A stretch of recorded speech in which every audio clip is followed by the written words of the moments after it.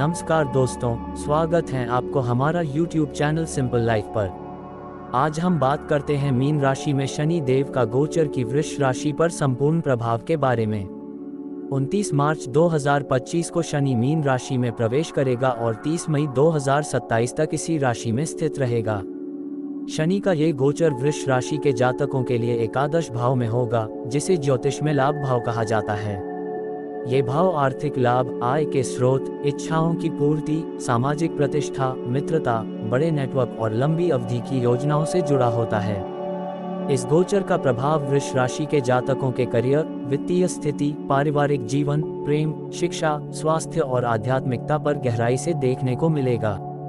इस वीडियो में हम विस्तार से जानेंगे कि शनि का ये गोचर आपके जीवन को कैसे प्रभावित करेगा और किन उपायों से आप इसे और बेहतर बना सकते हैं।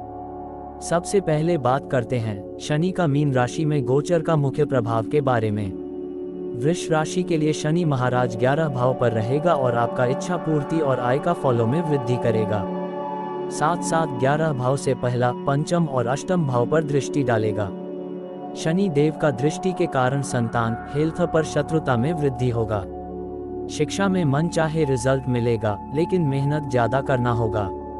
ये गोचर वृष राशि के जातकों के लिए आर्थिक और सामाजिक दृष्टि से शुभ रहेगा, लेकिन हेल्थ में थोड़ा दिक्कत देगा। आय के नए स्रोत बन सकते हैं और आर्थिक स्थिरता आएगी। मेहनत का फल मिलेगा, लेकिन धीरे धीरे और स्थायी रूप से। कुछ देरी और संघर्ष के बाद सफलता मिलेगी, इसलिए धैर्य बनाए रखें। पुराने मित्रों से पुनः संबंध बन सकते हैं और समाज में मान सम्मान बढ़ेगा। नए संपर्क और बड़े लोगों से जुड़ने के योग बन सकते हैं, जिससे करियर को लाभ मिलेगा। अधूरी इच्छाएं पूरी हो सकती हैं, लेकिन इसके लिए कठोर परिश्रम आवश्यक होगा।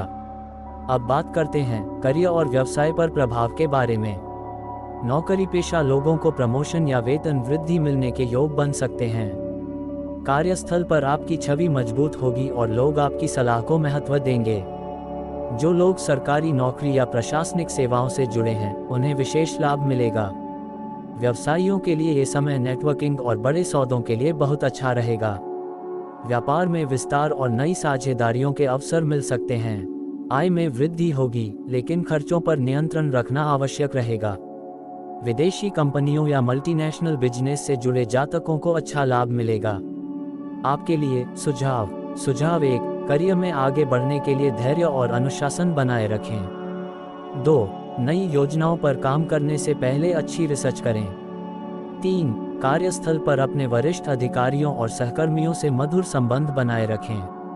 अब बात करते हैं वित्तीय स्थिति और धन लाभ के बारे में। शनि का एकादश भाव में गोचर वृष राशि के जातकों को धन की स्थिति में मजबूती देगा। नई आमदनी के स्रोत बनेंगे और आय में वृद्धि होगी।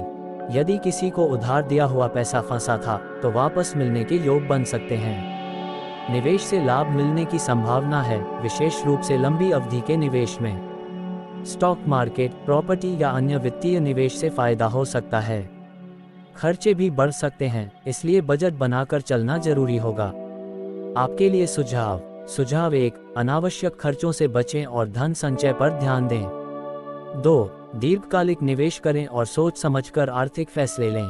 3, जरूरतमंदों को दान करने से शनि के नकारात्मक प्रभाव कम होंगे। अब बात करते हैं पारिवारिक जीवन और रिश्तों पर प्रभाव के बारे में। पारिवारिक जीवन में स्थिरता बनी रहेगी, लेकिन कुछ रिश्तों में दूरी आ सकती है। घर के बुजुर्गों की सेहत पर ध्यान देना जरूरी होगा। परिवार के किसी सदस्य की आर्थिक स्थिति में सुधार हो सकता है। संतान पक्ष से शुभ समाचार मिलने की संभावना है। जीवन साथी के साथ कुछ मतभेद हो सकते हैं, इसलिए बातचीत को बेहतर बनाए रखें। सामाजिक दायरा बढ़ेगा और समाज में आपकी प्रतिष्ठा बढ़ेगी। आपके लिए सुझाव 1, घर के सदस्यों के साथ अधिक समय बिताएं और उनकी भावनाओं को समझें। 2, अहंकार से बचें और रिश्तों को प्राथमिकता दें। 3, जीवन साथी की भावनाओं का सम्मान करें और उन्हें समय दें। अब बात करते हैं प्रेम जीवन और विवाह पर प्रभाव के बारे में। अविवाहित जातकों के लिए विवाह के योग बन सकते हैं, लेकिन थोड़ा धैर्य रखना होगा और जल्दबाजी में कोई निर्णय ना ले। जो लोग रिलेशनशिप में हैं, उन्हें अपनी भावनाओं को सही तरीके से व्यक्त करना होगा। रिश्ते में दूसरा कोई आ सकता है, सतर्क रहे। कुछ जातकों को अपने पुराने प्रेम संबंधों से फिर से जुड़ने का मौका मिल सकता है। जीवन साथी के साथ छोटी छोटी बातों पर विवाद हो सकता है, लेकिन समझदारी से काम लें। आपके लिए सुझाव 1, अपने पार्टनर के साथ खुले मन से संवाद करें। 2, रिश्तों में ईमानदारी और पारदर्शिता बनाए रखें। 3, विवाह से जुड़े मामलों में जल्दबाजी न करें, सही समय का इंतजार करें। अब बात करते हैं शिक्षा और प्रतियोगी परीक्षाओं पर प्रभाव के बारे में। विद्यार्थियों के लिए ये समय सकारात्मक और प्रगतिदायक रहेगा। यदि आप उच्च शिक्षा के लिए प्रयास कर रहे हैं तो सफलता मिलने की संभावना है। प्रतियोगी परीक्षाओं में अच्छे परिणाम मिल सकते हैं, लेकिन मेहनत करनी होगी। विदेश में पढ़ाई के इच्छुक छात्रों के लिए ये समय अनुकूल रहेगा। आपके लिए सुझाव 1, पढ़ाई में ध्यान केंद्रित करने के लिए एक निश्चित रूटीन बनाएं।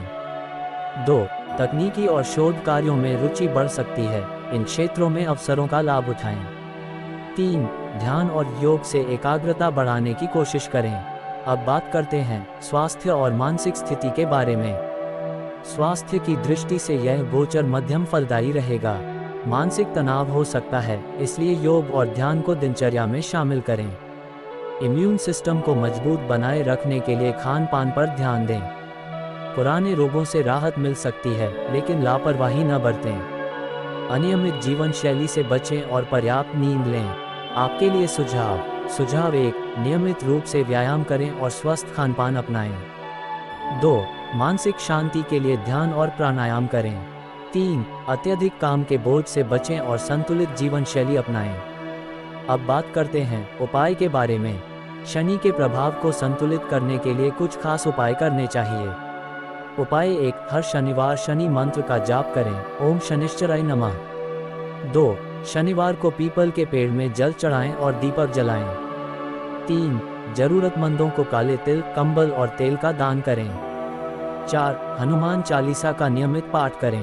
5, सरसों के तेल का दीपक जलाएं और गरीबों को भोजन कराएं। शनि का मीन राशि में गोचर वृष राशि के जातकों के लिए आर्थिक उन्नति, करियर में स्थिरता, नए अवसर और सामाजिक प्रतिष्ठा का समय रहेगा।